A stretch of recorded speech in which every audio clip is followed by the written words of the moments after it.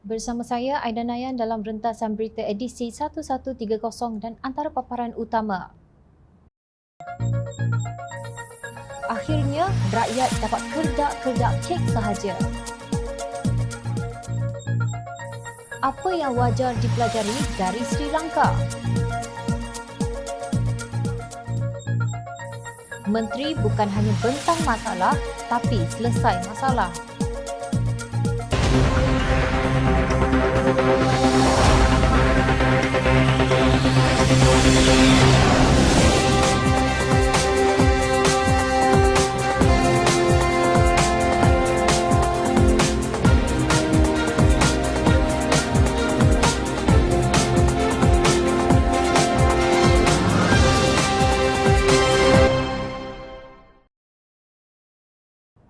Assalamualaikum dan salam sejahtera.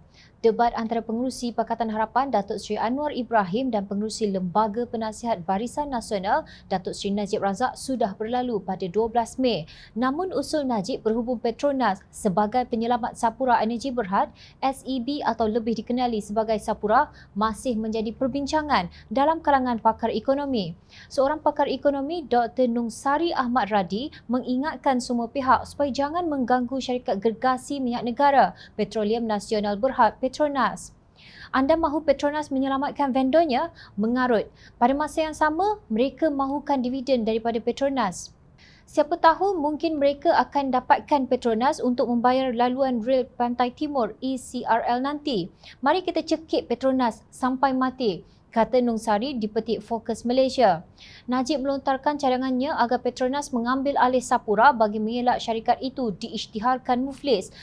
Tambahnya, Petronas mempunyai kepakaran untuk menggiatkan semula syarikat itu. Ahli Parlimen pekan itu juga mencadangkan agar SEB diberi pinjaman bank yang dijamin kerajaan. Selepas Petronas memperoleh SEB, syarikat minyak negara itu boleh menjamin kontrak bernilai 7 bilion ringgit dan menyelesaikannya selain menyediakan modal kerja yang kukuh untuk syarikat oil and gas. Setelah SEB diperbaharui, Petronas boleh menjualnya. Apabila itu berlaku, Petronas dan amanah saham Bumi Putra akan mendapat manfaat, kata Najib dalam debat tersebut. Dalam hubungan ini, Nungsari berkata, Petronas patutnya menyumbang kepada Kumpulan Wang Amanah Negara KWAN untuk menjamin kewangan negara bagi generasi akan datang. Namun tambah beliau, kerajaan menggunakan dana KWAN untuk membeli vaksin COVID-19 kerana Putrajaya tidak mempunyai wang ketika itu, menurut laporan.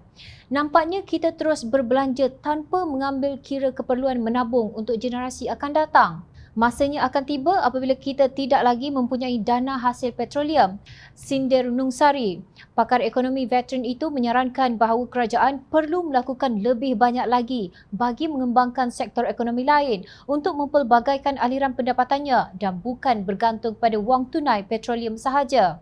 Dan Petronas sendiri tidak berprestasi terbaik kerana kita terus bergantung kepadanya. Kedudukannya sebagai syarikat Fortune 500 bakal terjejas.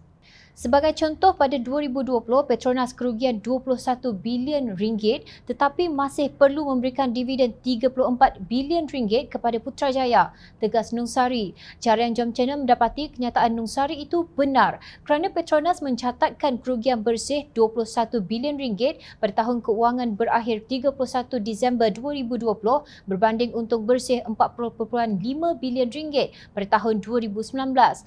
Namun jika tidak mengambil kira rosot nilai, syarikat minyak dan gas nasional itu mencatatkan untung bersih 10.5 bilion ringgit bagi tahun keuangan 2020, berkurangan 78% berbanding 48.8 bilion ringgit pada tahun sebelumnya.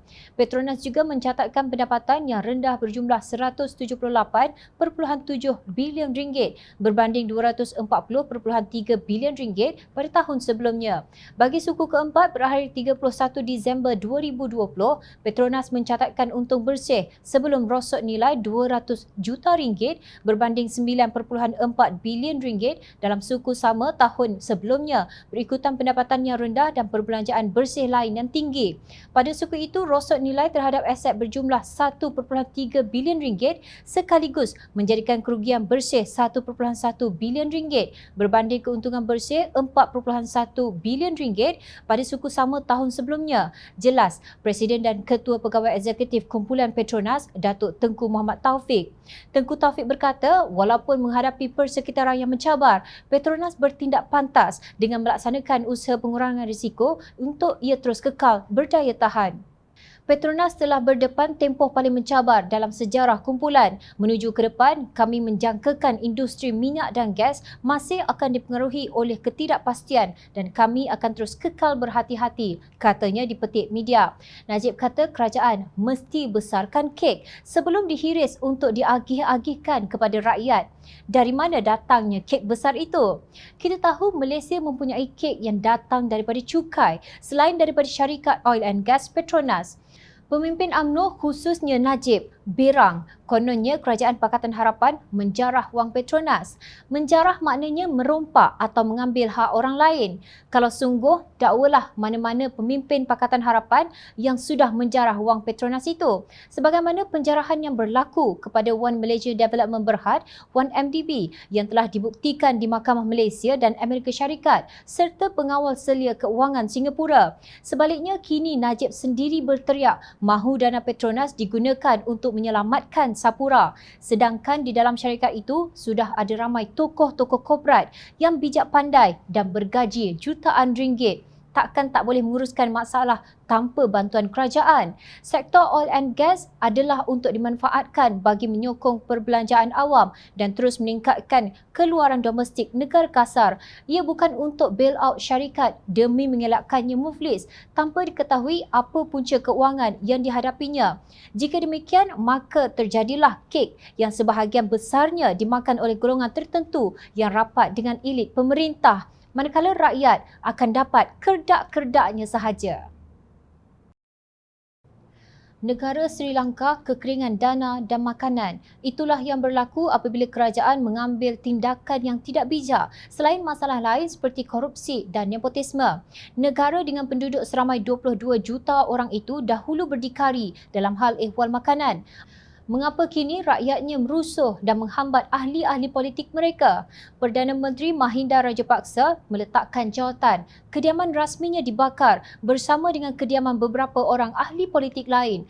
Keluarga Rajapaksa sangat berpengaruh dalam politik Sri Lanka sehingga kaum keluarganya boleh menjadi presiden dan Perdana Menteri. Selain itu, ahli-ahli keluarga yang lain turut diberikan kedudukan di dalam kerajaan. Sri Lanka ada pilihan raya untuk memilih kerajaan secara demokrasi, tetapi kerana pengaruh yang besar, mereka mendapat ramai penyokong dalam kalangan rakyat. Namun malang bagi rakyat, kepimpinan yang menang dalam pilihan raya umum itu bukanlah yang terbaik untuk negara tersebut. Sri Lanka dikatakan telah kehabisan minyak petrol kerana negara tersebut tidak lagi mempunyai tukaran asing untuk mengimport petrol. Korupsi yang merangkumi rasuah dan salah guna kuasa yang menjadi budaya sehinggakan kerajaan berbelanja besar-besaran untuk membina infrastruktur yang mahal-mahal yang manfaat dan aliran tunai dari projek-projek sebegini tidaklah berbaloi dengan perbelanjaannya.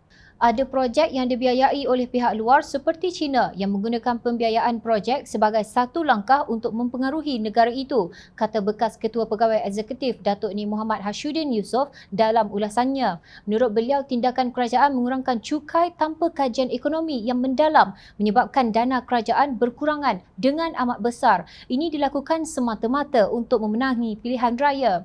Ujarnya, petani pula dipaksa untuk bertani secara organik dan tidak menggunakan baja kerana dana untuk mengimport baja digunakan untuk perkara-perkara lain. Perubahan polisi yang tidak masuk akal ini menyebabkan produktiviti pertanian Sri Lanka jatuh dan mengurangkan tukaran asing yang diperolehi dari mengeksport hasil pertanian mereka, tegas beliau. Selain itu, kata Nik Hashuddin, pandemik COVID-19 telah menyebabkan pelancong-pelancong tidak dapat menziarahi Sri Lanka. Oleh sebab pelancongan adalah sumber ekonomi dan tukaran asing yang besar, ekonomi dan kehidupan rakyat Sri Lanka benar-benar terjejas, jelasnya. Beliau berpendapat gabungan daripada faktor-faktor tersebut menjadikan ekonomi Sri Lanka merudum. Inflasi naik berlipat kali ganda, rizab tukaran asing kering, rakyatnya lapar kerana bekalan makanan berkurangan dan akhir sekali mereka juga tidak boleh ke sana dan ke sini kerana bekalan petrol sudah habis. Jika ada orang bertanya, bolehkah sebuah negara menjadi bankrupt? Jawapannya ialah ya. Dan lihatlah apa yang terjadi kepada Sri Lanka. Satu masa dahulu, Greece juga menghadapi masalah yang sama.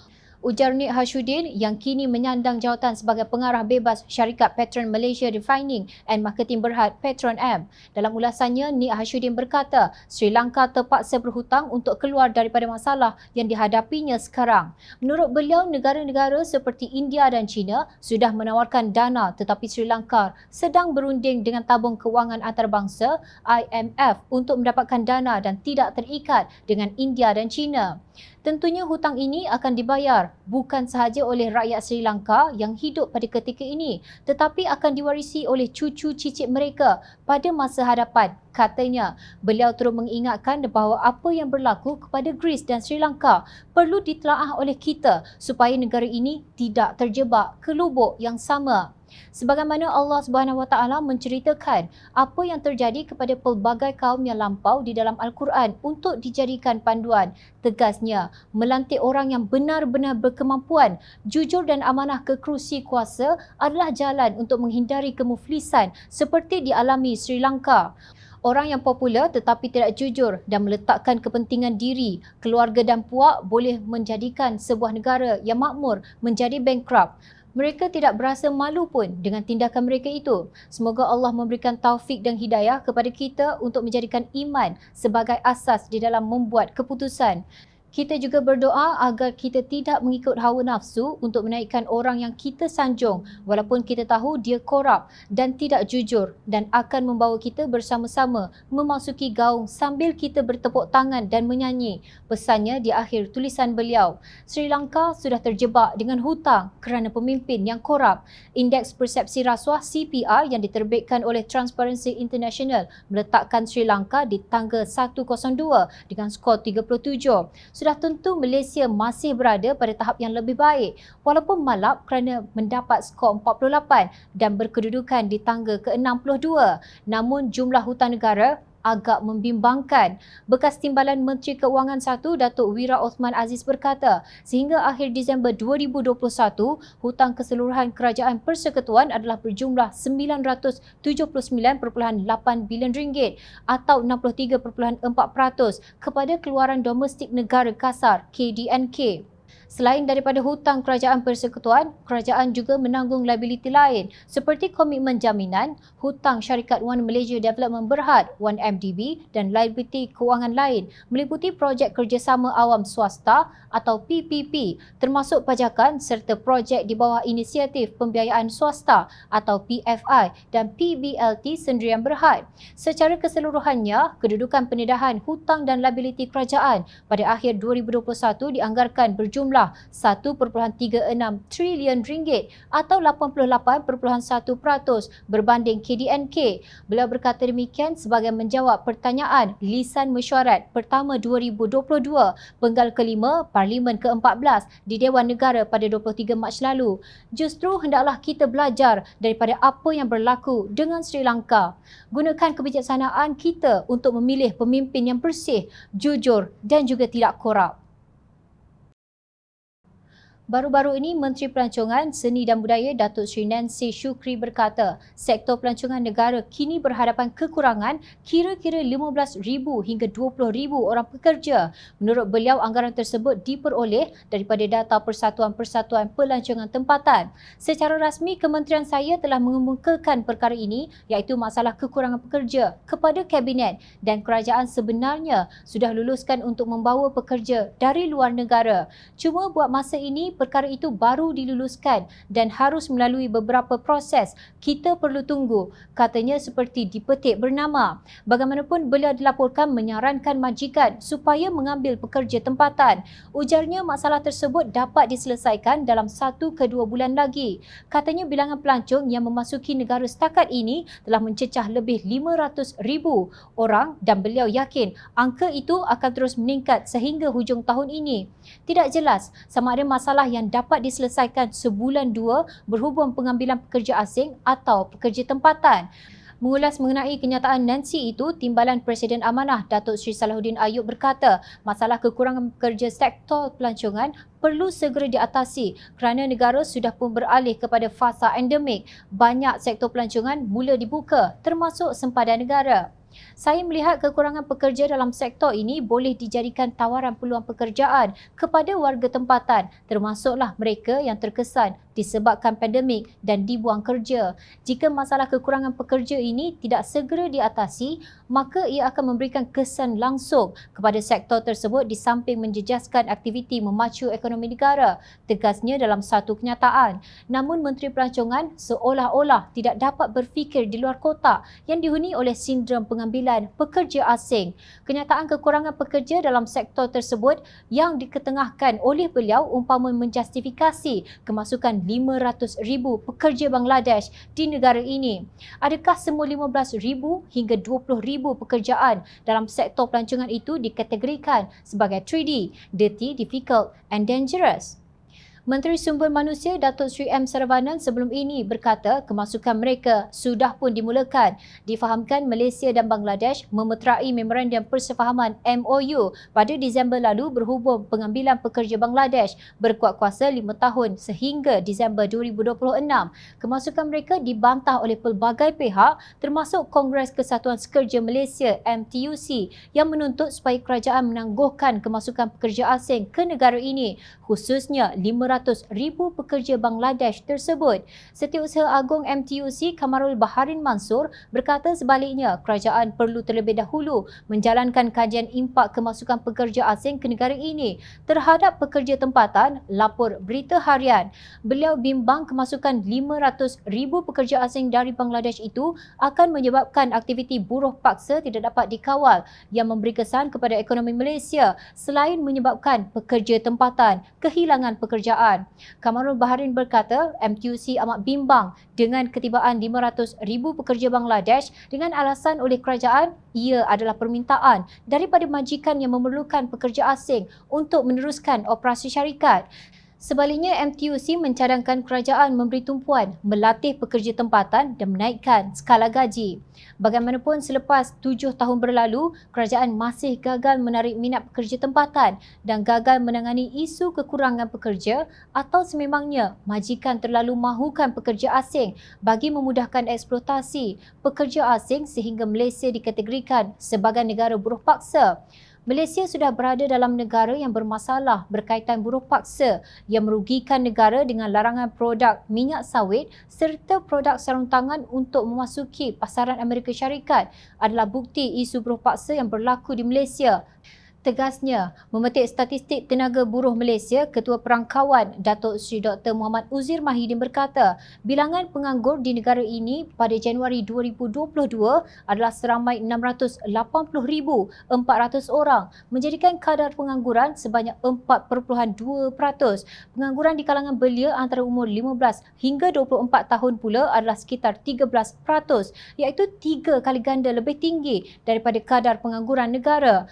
Justru pengambilan pekerja asing sehingga 500,000 orang ketika hampir 700,000 rakyat negara ini sedang menganggur adalah tidak logik. Kenyataan Nancy yang turut mahu pekerja asing memenuhi kekosongan pekerjaan dalam sektor pelancongan pula amat mengecewakan. Tidakkah pelik apabila pelancong datang ke negara ini disambut oleh pekerja resort dan sebagainya yang terdiri daripada warga asing? Seolah-olah pelancong-pelancong tersebut bukan berada di Malaysia tetapi di Bangladesh. Kebebalan apakah ini? Ingat, rakyat sentiasa memerhati. Teruskan bersama kami di Jom Channel dan layari portal jomchannel.net untuk mendapatkan berita politik tanah air. Saya Aidina Naim. Terima kasih. Assalamualaikum dan salam sejahtera.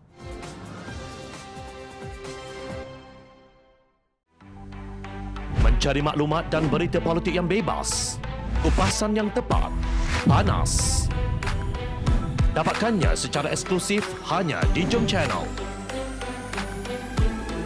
Komitmen kami, rentasan berita Isnin hingga Jumaat.